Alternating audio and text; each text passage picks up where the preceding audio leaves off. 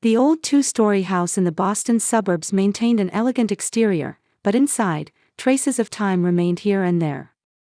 The creaking floorboards in the entrance hall, the slight soot around the fireplace, and the worn indentations in the stair railings, all these details were precious to Mary Wilson. "Emma, breakfast time." Mary called from the kitchen while pouring orange juice into a glass. Mary was tall with an artistic appearance. Her long brown hair was always loosely tied back, and her eyes reflected intelligence and warmth.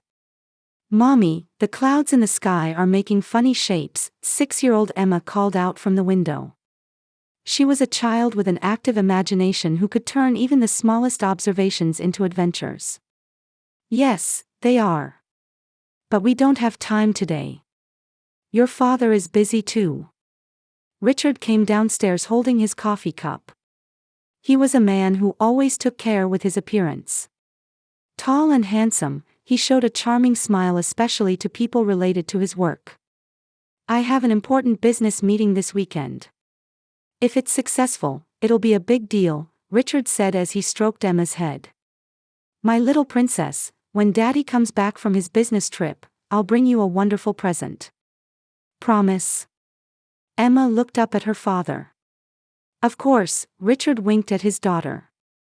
Mary quietly set the table, feeling a slight uneasiness about her husband's words.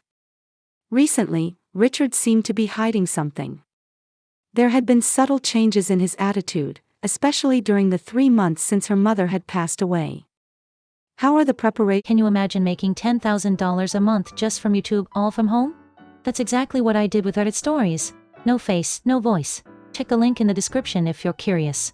"For the new exhibition at the Oliver Museum?" Richard asked Mary. "There's still so much to do," Mary answered.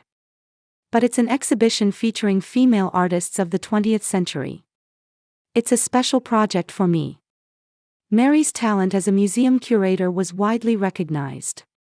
Her passion for art had remained unchanged since childhood, and sometimes she prioritized work over family time. This occasionally became a source of Richard's discontent. "By the way, I got a call from Mother," Richard said casually. "She says she'll be visiting this weekend." Mary inwardly sighed. Her mother-in-law, Helen Wilson, was a typical upper-class woman who behaved courteously on the surface, but never tried to hide her excessive interference and attachment to her son. To Helen, Richard was the perfect son, and Mary was a daughter-in-law unworthy of him. "I see," Mary feigned calmness. "Emma will be happy about that, I suppose." In reality, Emma also had complicated feelings about her relationship with her grandmother. Helen's affection was conditional, given only when Emma behaved like a lady. After breakfast, when Richard left for work, the house became quiet. Mary was sorting through her mother's belongings, thinking about what to do with the inheritance, which was substantial, though she hadn't made any specific plans yet. "Mommy, look at this," Emma came into her mother's office. In her small hands was an old photograph. "Oh, this is a picture of Grandma and me when we were young," Mary gently took the photo. "Do you miss Grandma?" Emma nodded silently.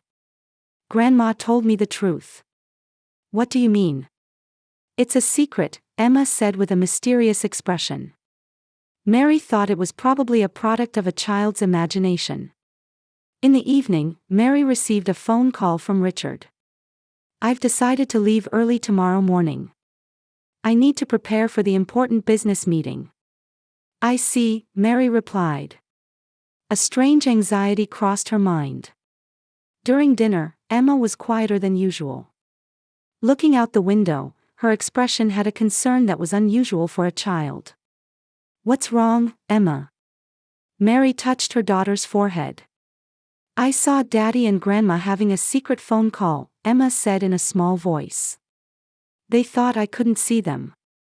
Mary was momentarily surprised by her daughter's words but quickly remembered the richness of a child's imagination. "Daddy makes a lot of work calls. Now, it's bedtime."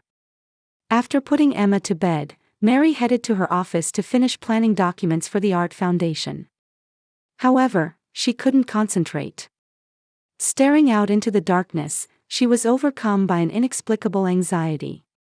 The next day, Richard left earlier than usual. While organizing museum materials, Mary noticed Emma looking out the window. Tension ran through her small back, and she stood frozen by the windowsill, unlike the usually active 6-year-old. "Emma, what are you looking at?" Mary approached her daughter. Emma turned slowly and stared at her mother's face.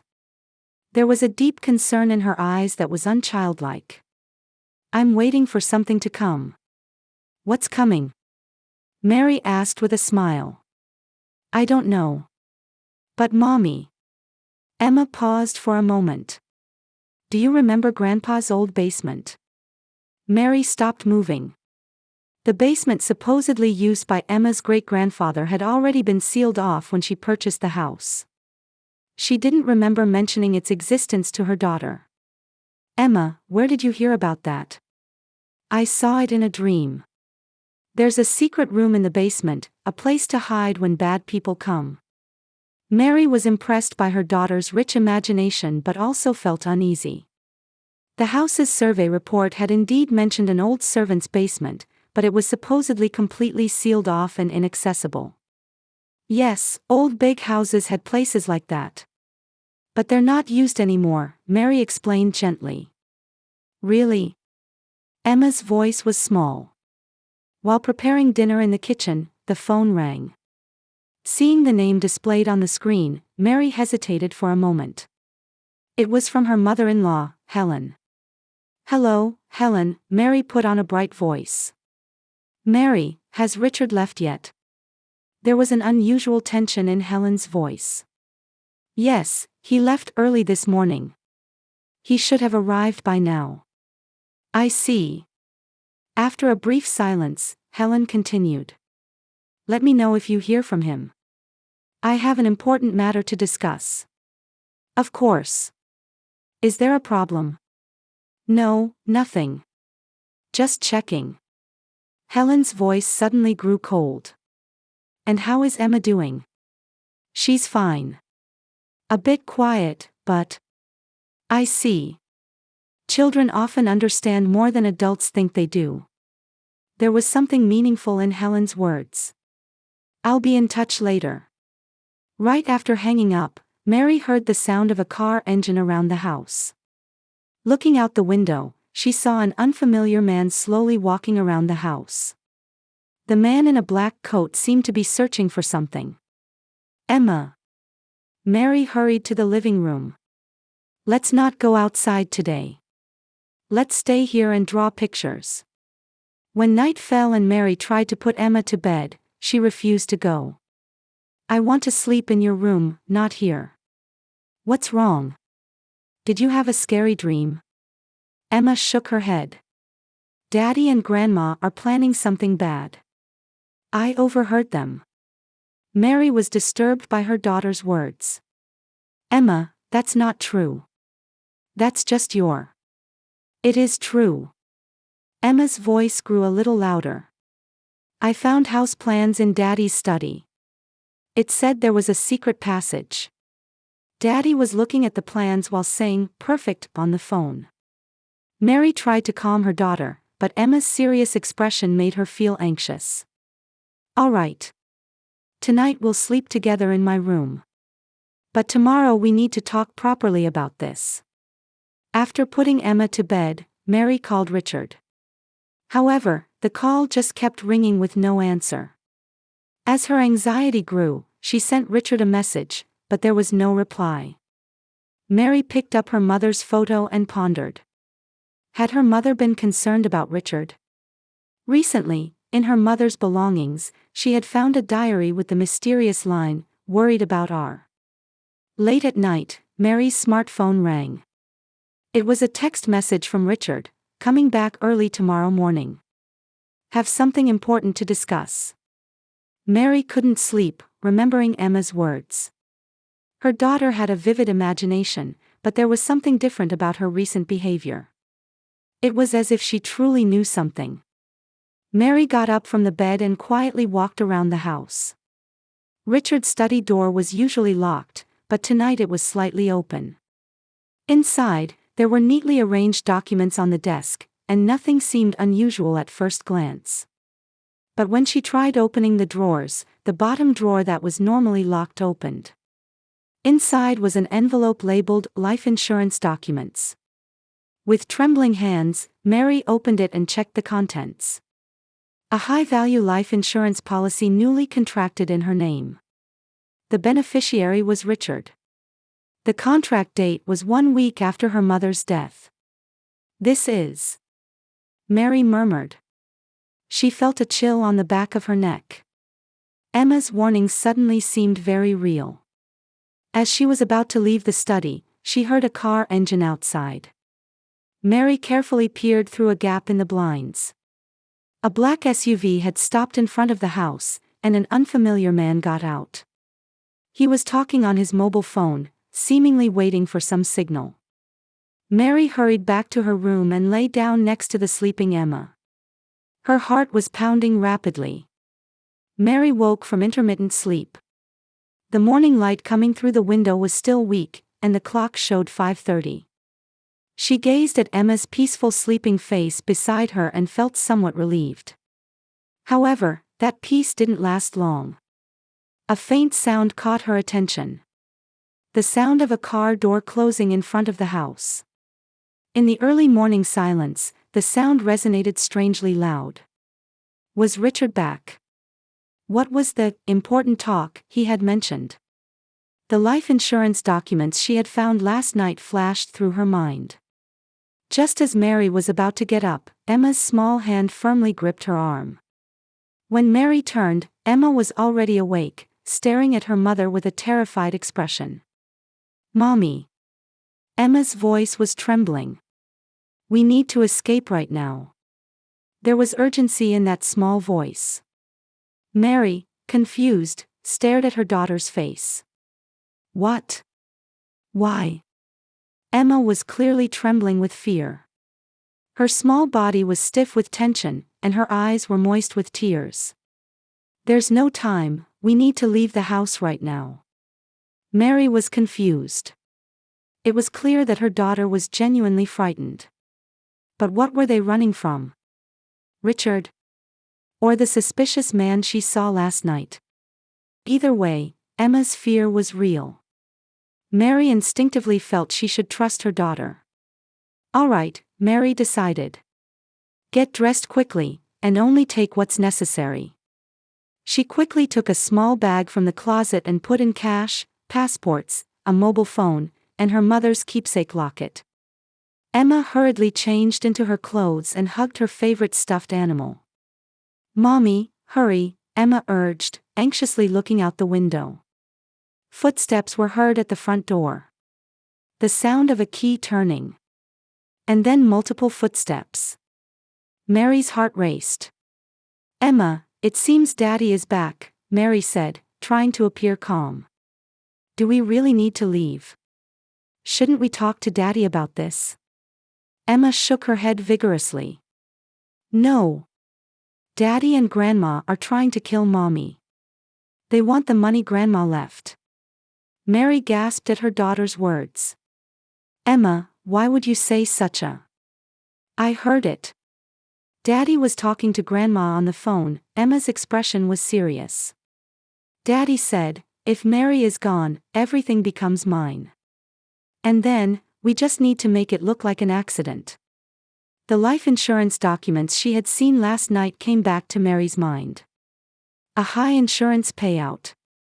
Richard as the beneficiary. Contract signed right after her mother's death. And, above all, Emma's frightened expression. All of these might not be coincidences. "I understand," Mary said in a trembling voice. "Let's go down quietly. We'll leave through the back door." The two began quietly descending the stairs. However, Richard's voice could be heard from the living room. He was talking to someone. Mary stopped midway on the stairs and listened to the voices. "Is everything ready?" Richard's voice had an unfamiliar coldness. "I'm counting on you for operating the security system. Timing is crucial." Another man's voice responded. Understood. I'll activate it as soon as I get the signal. Mary froze in terror.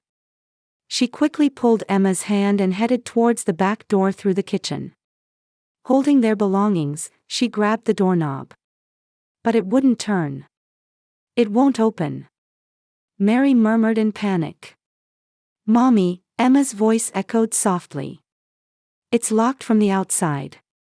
At that moment, the smell of gasoline began to drift around the house. The strong odor of chemicals invaded through the windows. Simultaneously, the house's security systems suddenly began to activate. There was no alarm sound, but metal shutters installed on windows and doors started to descend all at once. It was happening. They were trapped. Emma! Mary cried out in fear. She desperately tried to find another exit. But all windows and doors were completely sealed with metal shutters. Mary was about to fall into panic, but Emma's calm voice brought her back.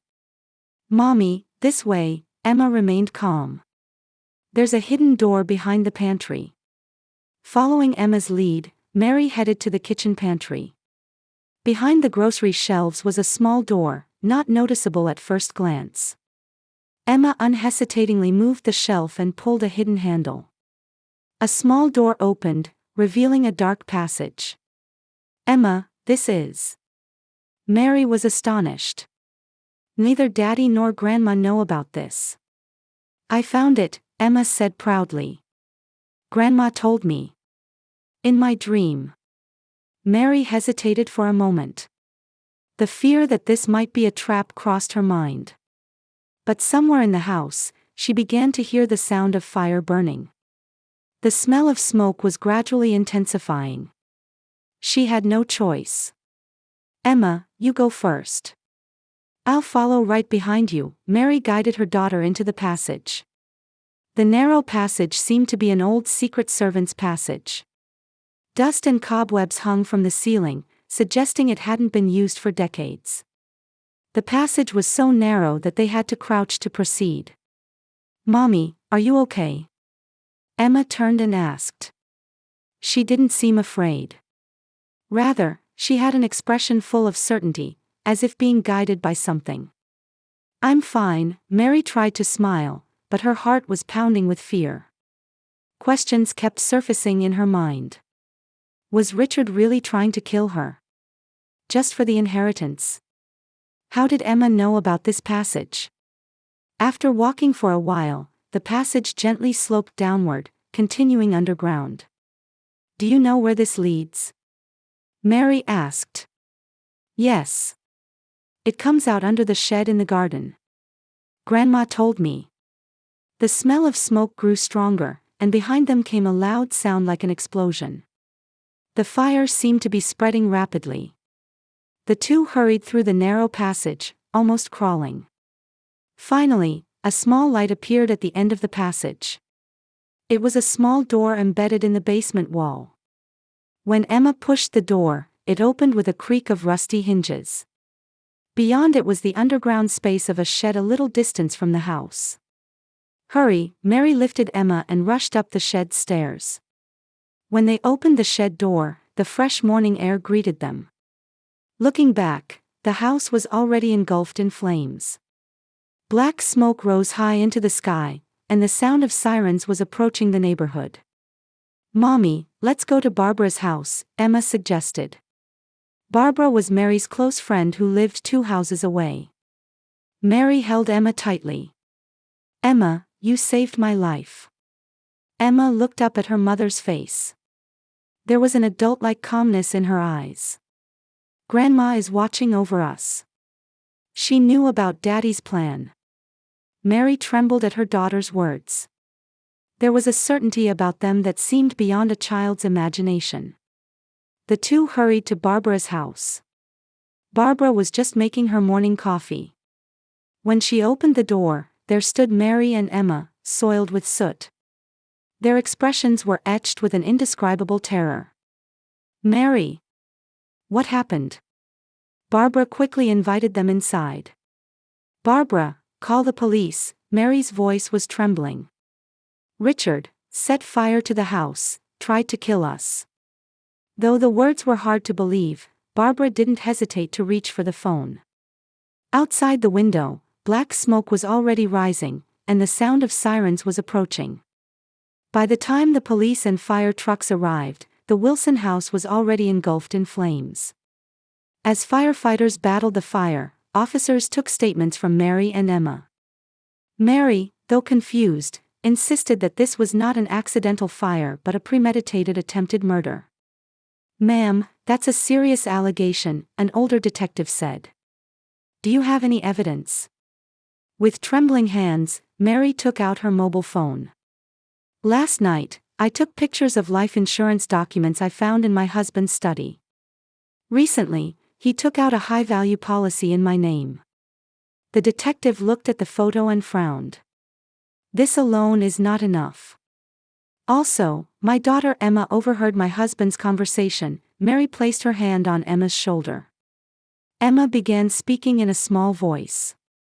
"Daddy was talking to Grandma on the phone. He said, 'If Mary is gone, everything becomes mine.' Then he said, 'The trick is to make it look like an accident.'" The detective looked at Emma kindly. "When and where did you hear this?" 3 days ago. Outside Daddy's study, Emma answered the details accurately. "Daddy was talking on the phone and didn't notice me. Then he was looking at the old house plans. He said, 'The security system modification is complete.' By the afternoon, the situation at the scene had changed drastically. The fire investigator announced preliminary findings. This is clearly arson. Traces of gasoline were detected around the house. Furthermore, the security system was deliberately modified to allow remote locking of windows and doors from the outside. Detectives hurried to locate Richard Wilson. It quickly became apparent that his claimed business trip was a lie. His colleagues at work testified, "We hadn't heard Richard was going on a business trip." In the evening, Richard was found at a gas station on the interstate highway and arrested. Documents for identity fraud and a large amount of cash were found in the trunk of his car. "I'm innocent," Richard shouted in the interrogation room. "This was all my mother's plan. She coerced me." Helen Wilson was also arrested at her home. At first, she maintained her composure, but when she learned that Richard was blaming her, her attitude changed completely. "That ungrateful son. I sacrificed everything for him." As the investigation progressed, the full extent of the horrific plan was revealed. Richard was actually in serious financial trouble. His position at the investment company was just for show, and he had been in debt for many years. Additionally, he had a mistress and was planning to start a new life using the inheritance left by Mary's mother. "It seems he had been living a double life for years," the detective explained to Mary. "After your mother's death, he set his sights on her estate. He seems to have become impatient when you didn't decide what to do with the assets." "I wonder if my mother noticed something," Mary murmured. Surprisingly, evidence was found in Mary's mother's diary showing that she had noticed Richard's true nature. There was an entry stating, "Richard approached me about an investment, but I declined after learning his company was in financial trouble." She had been trying to warn Mary but died suddenly from illness. The trial began 3 months later. The prosecution presented extensive evidence. Numerous planned conversations between Richard and Helen were discovered on Richard's mobile phone, revealing detailed plans to make Mary and Emma appear to have died in an accident. The defendant, Richard Wilson, meticulously planned to kill his wife and daughter to obtain the inheritance, the prosecutor addressed the jury. He modified the house's security system and executed the cold-blooded plan of trapping his wife and daughter and setting fire to the house. The defense tried to question Richard's mental state, but he suddenly changed strategy and tried to place all responsibility on Helen. "Mother was manipulating me. I couldn't escape her control." However, this strategy backfired. Helen was infuriated and testified surprisingly frankly about her years of doting on and controlling her son, as well as her own role in this plan. "I was determined to do anything for my son's happiness." Mary wasn't worthy of him. I thought if she was gone, Richard could achieve the success he was meant for. But the most important witness at the trial was Emma. With a composure far beyond her years, she testified about overhearing her father and grandmother's conversation, finding the house plans, and being told about the existence of the secret passage in a dream by Grandma. "Who is this grandma you're referring to?" the prosecutor asked. "Mommy's mommy," Emma answered simply. "She told me that Daddy was planning something bad." A quiet emotion spread among the jurors. The pure belief and courage of a 6-year-old girl had saved 2 lives. Ultimately, both Richard and Helen were found guilty. Richard was sentenced to 15 years for attempted arson and attempted murder, while Helen received an 8-year sentence for conspiracy. Outside the courthouse, Mary held Emma tightly. "You saved our lives, Emma." Emma looked up at her mother. "Mommy, it's just the 2 of us now, isn't it?"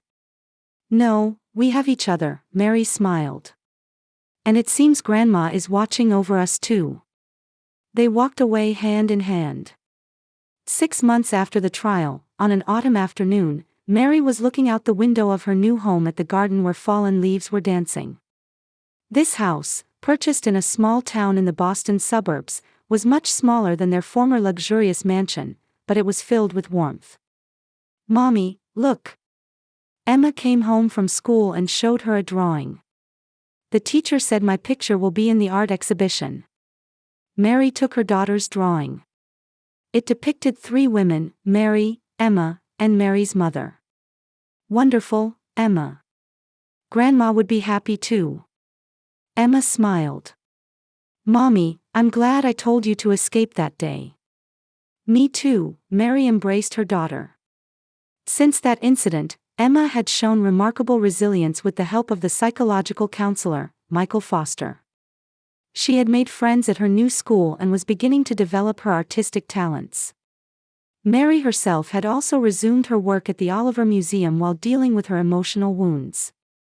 She was also advancing plans to establish a foundation to support young female artists, using part of the inheritance from her mother. "Have you decided on a name for the new foundation?" Emma asked. "I'm thinking of calling it Reverse Dream." "It means a first step towards a new dream," Mary answered with a smile. Meanwhile, Richard's days in prison were bleak. He repeatedly applied for sentence reduction, continuing to claim, "It's a false accusation created by my wife's delusions and my daughter's imagination." However, the evidence presented by the prosecution was overwhelming. His colleagues at his company also testified about his years of dishonesty and lies. Most ironic was the collapse of the relationship between Richard and his mother, Helen. Richard's blaming of his mother during the trial had created an irreparable rift between them. Helen was isolated in prison and was called the most pitiful prisoner. She only repeated to other inmates, "It was for my son." One day, Mary was doing a final sort of her mother's belongings. Among old notebooks, she found an envelope. Inside was a handwritten letter from her mother stating, "Richard approached me about an investment, but I declined. I found out his company was in financial trouble." The date was 2 weeks before her mother's death. Mary submitted this letter to the police. This led to an additional investigation into Richard, and suspicions began to surface regarding her mother's death as well. The cause of death, thought to be natural. Mary tried to push away that thought. On Christmas Eve, Mary and Emma were spending time in front of the fireplace. Emma's psychological counselor, Michael, had also been invited, and the 3 shared a warm evening together. Over the past 6 months, Michael had gradually become part of Mary and Emma's lives. At first professionally, then as a friend, and now as someone like family. "Mommy," Emma suddenly asked. "What is a real family?" Mary thought for a moment and answered gently, "It's not about blood ties, but about caring for and protecting each other." Emma nodded as if understanding and said, "That's why we were able to become a real family." After thinking a bit more, she continued, "Weren't Grandma and Daddy family? They loved each other, but it wasn't a healthy love, Mary explained gently. True love means wishing for the other's freedom and happiness. It's not about using someone for your own desires. Emma looked at Michael and smiled. What about Michael? Can Michael become part of our family? The two adults exchanged glances, and Mary's cheeks turned red. Michael smiled gently and replied, "That's something we'll all talk about someday." Snow had quietly begun falling outside the window. A sense of anticipation for a new year and a new beginning enveloped this small house. Mary held Emma tightly. Your courage created our new life. With these words, they were taking a step towards a bright future.